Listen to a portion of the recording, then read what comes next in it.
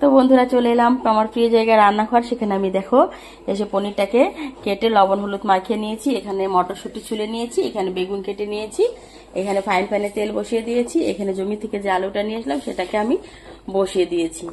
তো আজকে করব হচ্ছে মটর পনির, আর হচ্ছে বেগুন ভাজি, আর হচ্ছে করব হচ্ছে সয়াবিন তরকারি। তো চলো তোমরা দেখতে থাকো আর আমার সঙ্গে থাকো, ভিডিওটি স্কিপ না করে দেখবে, আশা করি একটু হলেও ভালো লাগবে। তো এই যে আলু আর মটরটা দিয়ে মশলা দিয়ে আমি কষিয়ে নিলাম, কষানো হয়ে গেছে। এবার আমি এখানে দিয়ে দেবো পরিমাণ মতো জল, আর এদিকে আমি পনিরটাকে ভেজে নিয়েছি।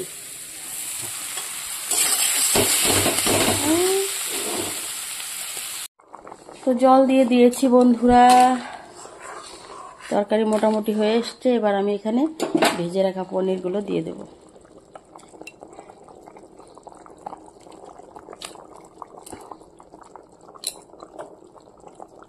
দিয়ে দিলাম এখানে ভেজে রাখা পনিরগুলো। এবার জিরে বাটা দিয়ে নামিয়ে নেব, একটু জাল হবে, বাস তাহলে রেডি। তো বন্ধুরা আজকে তো রবিবার মানে স্পেশাল ডিশ। তো এখানে কেটে নিয়েছি, ভেজে নিয়েছি মাংসের আলু।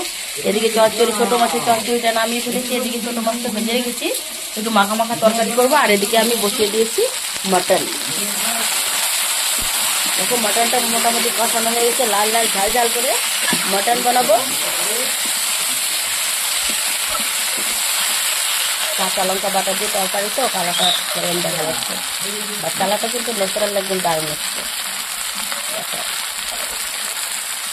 বন্ধু মাংসটা কষানো হয়ে গেছে, এবার আমি জল দিয়ে দিব।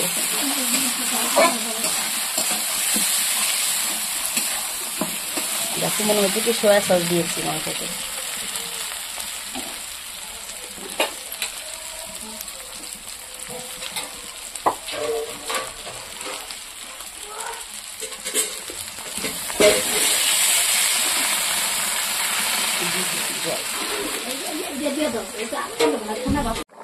তো বন্ধুরা জল দিয়ে দিয়েছি, দেখো টক বগিয়ে ফুটছে।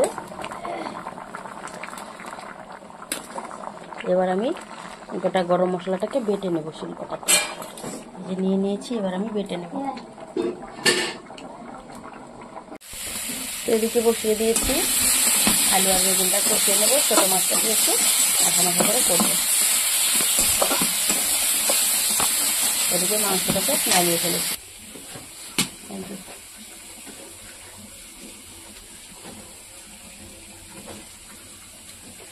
কম বেশি তো সবকিছু তোমাদের সঙ্গে শেয়ার করি।